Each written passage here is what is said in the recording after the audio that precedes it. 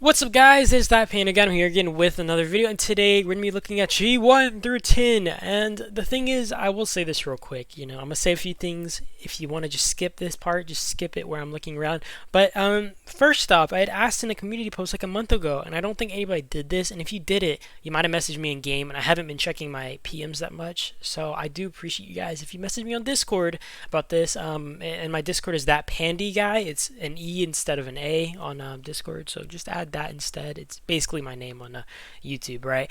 I will say I did get some footage from people, so I do appreciate that. And when I refer to messaging me on Discord, I was referring to maybe telling me any drama that happened in your island. So instead of having to go G1 through 10, I can maybe skip around like I don't know, 30 or something, right? And you could just tell me about the drama, because some of these brackets I obviously don't have enough information on to make it, very, very entertaining, or even just giving an in-depth explanation, right? Because I do think I looked a little bit at G1 to maybe 4. The others I'm not so sure about, at least within the top 10, right? Because I was kind of busy this island. But yeah, I do appreciate you guys anyways. I hope you guys enjoy this video, and we're going to hop right into it. So yeah, so G1, it was a little bit more straightforward. I feel like I've had more fun islands, right? Like, I'm gonna be honest, guys. I feel like the more fun islands for me are usually those what are they? Like more intense. Is it just me, guys? Or I feel like this island wasn't as intense to me. Like I feel like it was more straightforward. Like I think it obviously was a hard island, right? But I don't think that it was very intense for me. And I think there's like some levels of, I don't know, just boring. I also think it's like kind of more fun to be on the defensive and kind of underdog, right? Like, is it just me? You guys tell me if I'm tripping or what. But yeah, I'll give a little explanation about what happened. I think so. We basically built up here. We built around. By the time I woke up, we were already kind of building around, and I think like HMB was trying to build in a way that would like cut us off, but we ended up coming around, pushing the flank. And let me just say something real quick, guys. You know something that I love? I noticed this also in G3, but people who are using and taking advantage of this river area, which forces you to kind of play in a really bad spot, right? Because I noticed this also in G3, and I'll take this, just make this an example, something I just love, right? I didn't actually watch this, to be fair. I'm not sure if they were fighting or not, but I did notice this build, and I found it to just be very interesting. And I think, like, for example, let's say LAS, right, wanted to defend their village. I think, like, obviously the best, like, defensive method, if they, like, weren't going anywhere, was to completely build, cut off around this river. And I find it to just be very interesting, because an alliance like this, right, let's say K815 wanted to siege this tower right here. Like, I think K185 is kind of forced to only siege this tower. And, it is more doable since it is closer, but it's still kind of cut off by this bridge. So you're still traveling a little bits of ways to kind of go through here to touch this tower. And I find this to be such an amazing build because, if you want to rally a tower like this, you have to go all the way through here, march all the way around. You have to go, swarm or rally this tower. You have to control the field. It's so nice. It's so nice to see people taking advantage of that, and I can't even lie, I just love it, and I find this to be very interesting, and people taking advantage of that. It's just really nice, right? But back to G1, we kind of built in a way that went for their flank. I'm not really sure what happened, but we did end up getting cut off overnight on our flank build. And from what I heard, in R4 or somebody messed up with repairing a tower that was burning, and there were no troops inside, and then we ended up getting cut off, which was unfortunate. But we kind of got stuck here, and I think it kind of gets to this point where it just ends up becoming a stalemate because we were kind of spreading them into a lot of towers before, but when you're kind of stuck like here, right, there's just like very limited towers that each team can connect to, and they just have enough garrison captains to kind of make this doable, right? But I don't know, man, this was a pretty fun island.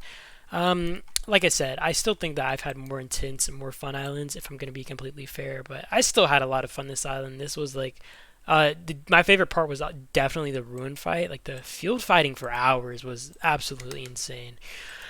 But I'll talk a bit more about G1 in my further up videos when I do my videos on that. So we're going to talk a bit about G2. I think G2 was very interesting. So I heard both sides, or a little bit of both sides. Some people were saying, like, I guess just deals were betrayed. I'm not sure how this really worked here, and I'm not going to try to like specifically paint one alliance in bad light, as I don't really know the full details, and I wasn't firsthand experiencing this. But there was an intense fight here. BTW held off on ROK for quite a while. BTW was kind of sitting up mid, but ROK built in a way that reached the village, or sorry, not the village, the freaking dead ruins before BTW could connect to it, and this just put them in a really bad spot. And RK managed to kind of secure the area around it, and BTW was forced to go in the offensive and try to, I guess, pop these guys, and it just wasn't possible. You know, it just wasn't possible. And I think there's like gets this point where let's say it's a 12 billion alliance versus a 12 billion alliance. It's very doable, especially if you have allies, to kind of burn out an alliance like this. But I think that it's just very hard, especially with the limited time you had over island, because I think that the first main fighting will happen on day 1 and 2, and then people realize, yeah, we're not budging these towers, right? And even if you are going to manage to kind of pop these towers, it will take you forever, right? It will take you forever. You're going to have to be on the field 24/7. I think people just get drained, people just get tired, and people just don't want to fight at some point, right? I think that people just eventually give up, right? And I think this is also kind of attributed to, well, I don't want to be the attacker, you be the attacker. And then the other team's like, yeah, well, I don't want to be the attacker, you should be the attacker, right? And I don't know, man. This was a good fight, though. I know that NDPC plus like Olymp and Evil kind of were assisting in the fight against BTW, but this wasn't. I didn't see this like in the first few days. I think it was kind of the last day, and BTW just made a play to kind of keep second place, as I think they realized they wouldn't be able to kind of push for village. Or sorry, I keep calling it village. They wouldn't be able to push for ruins, and they just ended up going for these other structures, and I think that was a good play on BTW's part. So yeah, big GG there. That was a really exciting island. G3. I didn't really check at G3 much. I'm gonna be honest, guys. I will just look at it to look at it. You know, you have 8-15 here. Looks like they got ruins. I think this. I don't know, man. This fight looked a little bit intense, but this was. I don't know. I mean, like the most notable thing for me was this little thing here. I mean, congrats to 8-15. It looks like they kind of allied maybe with R137. Maybe these guys. I mean, it looks like they just had really good diplomacy here for the most part. I mean, it looks like one alliance could cut off maybe. TK84? Oh yeah, so TK84 got pushed back to their helipad. That sucks. It looks like there was maybe like a triple coordination against these guys. Kind of unfortunate in their regard, but it looks like they probably fought pretty hard from how all these builds are. But I also can't really say. I mean, some of these towers aren't burnt. I'm guessing that this was maybe like a last second push. Or maybe they just didn't feel the need to kind of burn these towers up here. I'm not really sure, but looks like it was maybe an intense fight here. But it also looks like there was a lot of probably diplomacy that made this more of a peaceful island than most, right? So, I don't know. Alright, we're going to look at G4. I had a little bit more to say about G4, okay? So I watched for a bit. And MBD was doing pretty well. MBD is a mob, by the way, for anybody who doesn't know. Mob from Region 6 who moved down. But it looks like MBD kind of held off pretty hard in a potential 4v1. Some people were saying 4v1, some people were saying 3v1, and even then, I will say that's a little bit inaccurate if you had to ask me. I mean, pods obviously kind of backed off. I think they got cut off eventually, and they just stopped helping. But I do think it's a bit too much to like kind of count them out and see like, you know, obviously they were kind of supporting in a way, or at least from what I heard. But I don't think that they kind of held on for very long, so it looks like pods kind of got cut off and they just decided to back out. And I mean, they didn't have their village, and it looks like there were a lot of towers deleted over here by HLUN, right? So I can only guess that maybe they decided to give the village back, and maybe everybody kind of came to an agreement like, okay, well, you put up a good fight, mutual respect there, we'll let you guys keep your you know, your outposts, your villages, and we're gonna back off. That's at least what I'm assuming. I didn't actually know like the contents of this, but it looks like HLUN maybe got pushed off here on some towers. I could be incorrect here, or maybe they could have just deleted them, but it looks like this was an intense fight. It looked like MBD kind of put up a good fight, maybe even made some counter aggressive pushes, and it's just really surprising since they were taking on a lot of rallies, kind of confined in a little spot. I did get a little bit of footage from Z here, I think, and he did send me some reports, so I maybe will go over that in another video.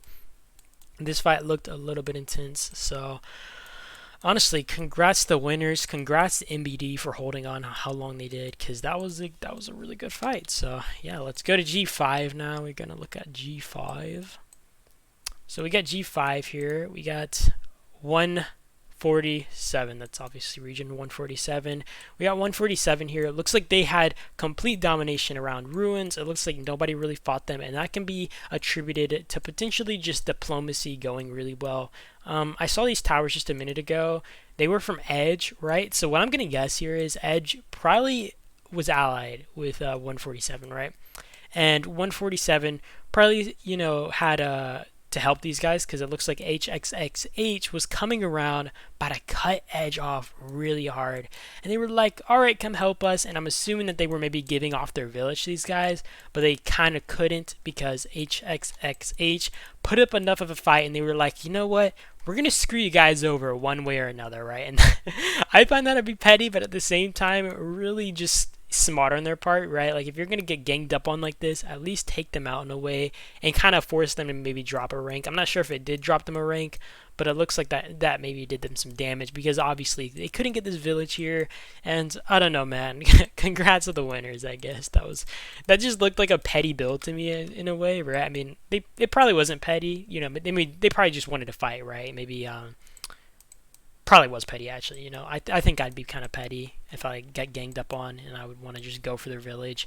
But HXXH didn't have the opportunity, unfortunately, and that was just their unfortunate demise there. But yeah, it looks like a good fight. It looks like maybe some people had some fun, hopefully. And yeah, let's go into G6. So you have HAO here. It looks like HAO had no contestant. Like, nobody contested for ruins. At least that's what it looks like. I mean, it looks like Lost probably fought them a bit. How, like, the towers here are connected. Lost looks like they kind of dominated through the map. Looks like they maybe made an agreement with these guys.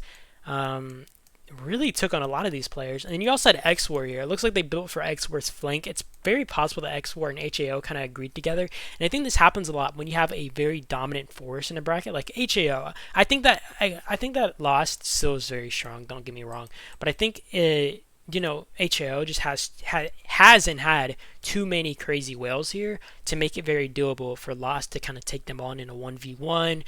Even ganging up on these guys would be a little bit hard here. I mean, if they maybe had X-War, this would have been much more doable. But it looks like X-War took the route of just allying with him, and who can blame them? I feel like that usually happens where you're gonna have an alliance, kind of make agreements with them. I'm not sure if Chev was maybe allied with X-War, or maybe they were going to cut them off. I can't even say.